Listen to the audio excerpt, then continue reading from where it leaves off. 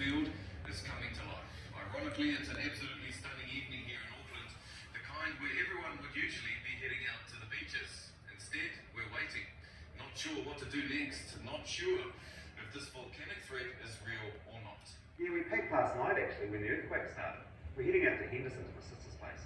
It's got to be safer over there. I'm trying not to panic.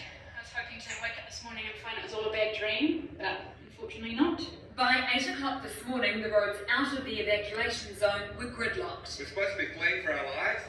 The traffic's not even moving. Despite instructions from civil defence authorities, many people from outside the evacuation zone joined the exodus, increasing congestion.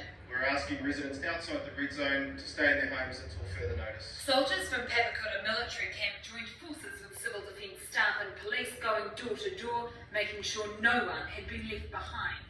They also patrolled shopping centres to prevent looting. By mid-afternoon, the evacuated areas were ghost towns, and the normally congested roads were empty. Throughout the afternoon, the earthquakes that set off the evacuation gradually became less frequent. But tonight, the city is still on level 3 alert. Well, joining me now in the studio from Auckland University is Dr. Simon Barker. Doctor, can you tell us the earthquakes have become less frequent this afternoon? Does that mean the threat is receding?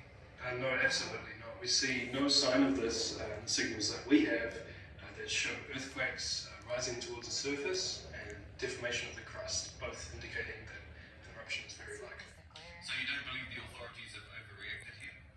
No, not at all. The size, style and timing of the eruption are difficult to predict, but it's also very difficult to evacuate the area once the eruption has begun.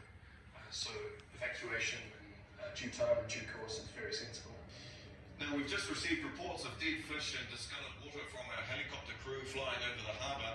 Is that likely to be connected with all of this? Yes, I'd say so. It probably means that the magma or the molten rock is very close to the surface and an eruption is actually imminent. So assuming there is an eruption, what are we likely to see?